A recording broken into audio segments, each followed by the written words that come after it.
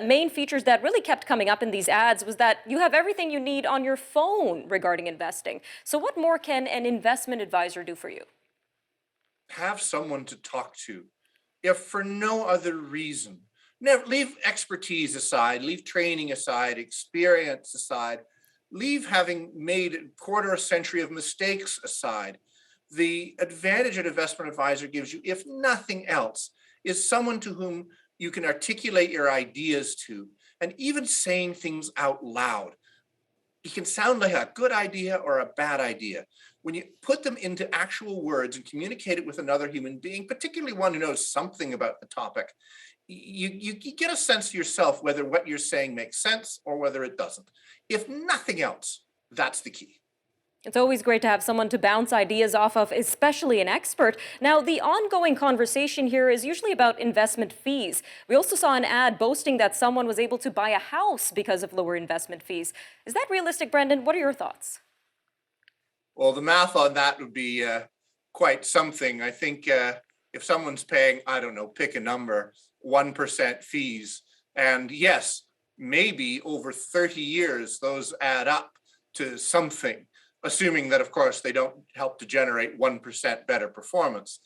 But over 30 years, most of us won't be looking at to buy houses as much as we'll be looking to move into a senior's residence. So I don't, I mean, just the math doesn't make any sense. So again, having someone to talk to who can, what's the phrase I'm looking for, do math, might be helpful for most people.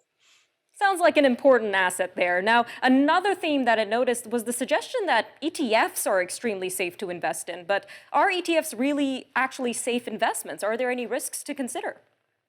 Well, ETFs are neither a good thing nor a bad thing. They're just a vehicle. They're just a way of packaging a product, and they have certain advantages. They trade on an exchange like a stock does. So if you're interested in making an investment, say in the middle of the day, they're better than a mutual fund for that purpose, because you want to say you want to buy at noon for whatever reason, then you get the noon price rather than the end of day price, which can be good if the market's going up or down in a big way.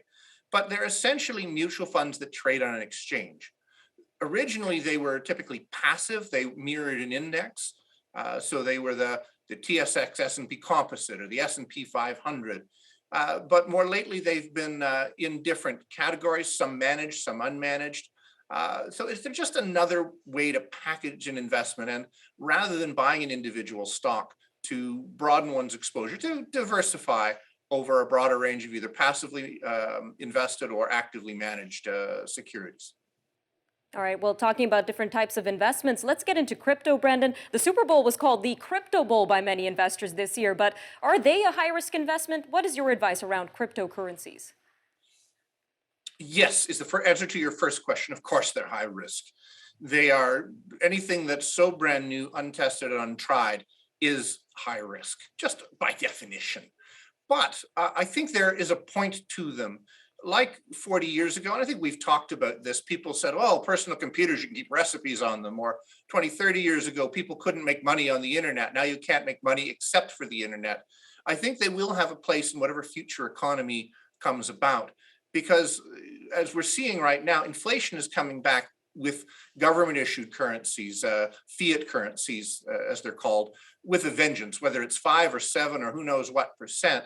The value of money is being eroded, value of government currency. To have something that has a fixed quantity and is produced at a fixed rate and therefore holds its value better, probably longer term, whether it's Bitcoin or Ethereum or whatever it ends up being, the concept of what we so-called cryptocurrency, I think will have its place in a future economy.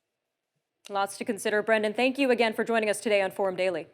Thank you, Nima. Be well. You too. All right, stay with us. Of course, we have more news from around the world, but first, an interview about International Random Acts of Kindness Day, which is today. Stay with us.